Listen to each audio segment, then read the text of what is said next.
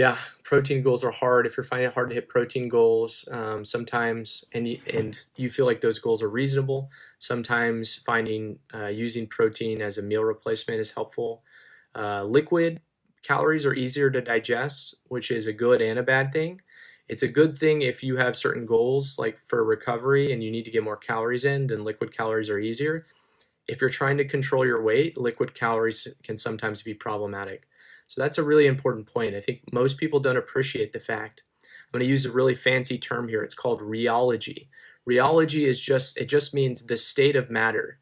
So the rheology of a food, so it's the state of matter of the food, whether it's in a solid form or it's in a liquid, will affect the body's response to it. So and it will have a differential effect. Generally, the solid food version of whatever food product is much better tolerated and leads to better satiety, meaning satisfaction, decreases hunger to a greater extent, and you don't need as many calories to receive appropriate changes in appetite. So the example I give here, if we want to think about the impact of rheology on appetite, is this. If I were to tell you, I want you to eat 5 oranges, and then I want you to drink the equivalent of 5 oranges in orange juice, which do you think would be harder? The 5 whole oranges, guys, or the orange juice comprised of 5 compressed, squeezed oranges? I think we all know intuitively the right answer. The right answer is it's a lot easier to drink the orange juice, right? It goes down pretty easy. You probably could have a full meal after that as well. That's going to make something like what, 16 to 20 ounces of OJ? It's going to have virtually the same amount of calories, maybe slightly less, but virtually the same amount of calories as the 5 whole oranges. But you would be really hard pressed to eat 5 whole oranges. You would be really full. That is what I'm talking about with rheology. And so it has to do with the whole food being intact, the food matrix, so basically the constituents of the food that come intact and comprise the different spaces within the food has unique physical properties that your body recognizes and triggers natural satiety mechanisms. So when in doubt, try to eat your food whole. Do not drink your food. Drinking your food in general will leave you less satisfied and more hungry. And so it's much easier to cut down on your total amount you're eating or consuming in general when you're eating whole foods as opposed to drinking your calories. There are some exceptions to that, but that's a general good rule of thumb to follow. I, as a personal philosophy, don't drink any of my calories. You will not find me ever consuming a single calorie in liquid form. That's because of the science. This very clearly demonstrates. Okay, I will back up with a caveat. I will occasionally have protein shakes to get more protein in if I'm working out, but most outside of that one exception, I don't consume any liquid calories. No juice, no milk, no soda, none of that. Coffee, water, and then the occasional protein shake for a workout to get some more protein in on a given day if I'm doing really hard training, but that's it. Otherwise, I don't. And I think that's a really important distinction to make. Whole foods are king, queen, all the above when it comes to helping you regulate the amount of food, drink, beverage, etc. that you're consuming. And ultimately, if you can self-regulate with the quality of your food, with focusing on whole foods, then you will be better off in losing weight. What is my thought on alcohol? No alcohol, because I said don't consume any liquid calories. Well, I will tell you this, alcohol is just empty calories, guys. I'm sorry. There's really no nutritional benefit with any alcohol. We've had a lot of pro-alcohol people and pro-alcohol industry people try to say wine may be good for your heart. And we know when we've done real studies, though, the people that never drink alcohol versus the people that have 1 or 2 glasses of wine a night are healthier. And so there's really no amount of alcohol that's going to provide you a health benefit. It's always healthier to never have drank. Is that the right tense? To never drink alcohol. And so it's empty calories. Now, can you allow yourself empty calories? Yeah. I mean, like I'll eat chocolate and do some things, that otherwise don't really provide me a lot of nutritional value. Like I'll occasionally have things that I know aren't aren't the best for me, but I'm generally mindful of that. I don't go through my day mindlessly consuming these things that have no value. I mindfully plan ahead and I count for that. So I do something called calorie accounting, which just means I'm okay if I know I'm going to eat a little bit more on this meal, then subsequent meals I may have to cut back a little bit more. And so I'm budgeting my food just like I would budget, your finances. And that helps me to keep track and to plan ahead so I don't have consumption, impulsive consumption and overdo it, whether I'm eating out, whether I'm going to the movies, whatever it is. Planning ahead is always important. Having the right mindset as you enter it. If you put yourself in a situation where you're not mentally prepared and you're in a vulnerable position, maybe you're stressed out from your job, maybe it's been a long week, maybe you're in the middle of a bout of depression, then you're going to be much more disinhibited and it's going to be a lot harder. But even if you have those things going against you, if you know ahead of time and you plan ahead of time and you have plan A, B, and C for if those situations arise, you'll be better off. And once again, you can use a lot of techniques. Not only do you question your thoughts, but you assess the validity of your thoughts. And then once you assess the validity of your thoughts, you can sort of create pros and cons within your mind, and just like a litigator, go through, okay, what are the pros and cons of thinking this way, and what are the pros and cons of subsequently carrying out that behavior based upon those thoughts. And oftentimes you figure out those thoughts are motivated by irrational things, and if you weren't mindful of them, then they can carry out into very automatic ways and automatic behaviors. And over time, you can be conditioned to react that way, meaning you don't even think about these things. You're just responding sort of reflexively, and a lot of that's coming from your primitive brain. So it's not even being brought into your consciousness. You're not even aware that it's going on. So you're depressed, grab the food, grab the chips, right? That's all conditioned response. And so the key for everyone is, well, how do I break that cycle? Well, one, you have to be aware that it's happening and you want to call it out. So even saying these things out loud, like she did in that little exercise, or talking through her thoughts, can be helpful in bringing them into your conscious mind so that you can litigate them and assess their validity, and you can ultimately reframe them in a way that's more productive. And once again, challenge where they're coming from, and figure out, okay, why is my perspective maybe wrong, or maybe my perspective is right, and it's okay, whatever I'm wanting to do based on those thoughts and feelings. So that's all of those ways of being mindful are critical, because otherwise your brain has a mind of its own in many ways that you don't have access to, unless you really work at it, and unless you try to be mindful of these signals that are playing out outside of your consciousness.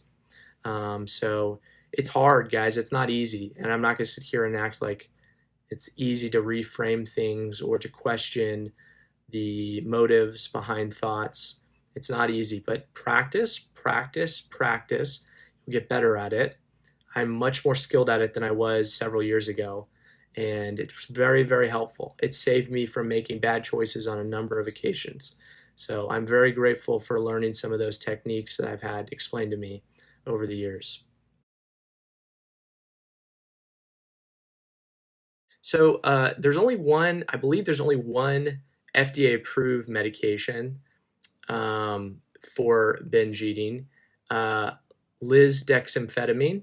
I'm trying to remember the actual brand name. Vyvanse, that's right. Vyvanse is the name. I don't prescribe it a lot because it's also used ADHD, which is not something I generally treat.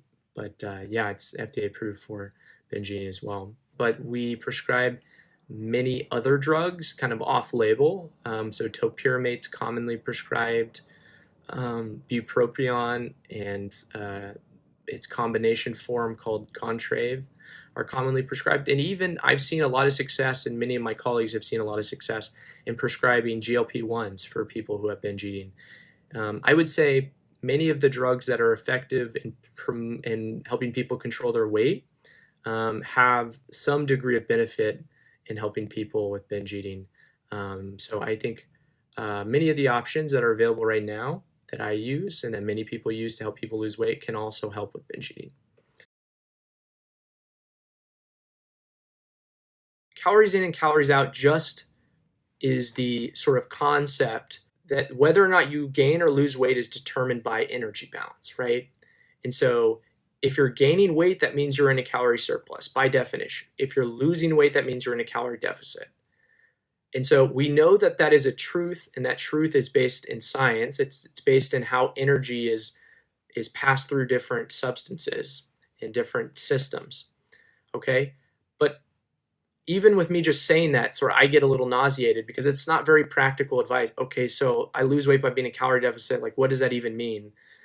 And the reason I say it's not very practical is, okay, like, so how do I enter into a calorie deficit? Well, you eat less and move more, and we know eat less and move more is not very helpful, right? Like, we know that calorie labels are wholly unreliable. We know that how much you burn is hard to determine unless you do very high advanced testing.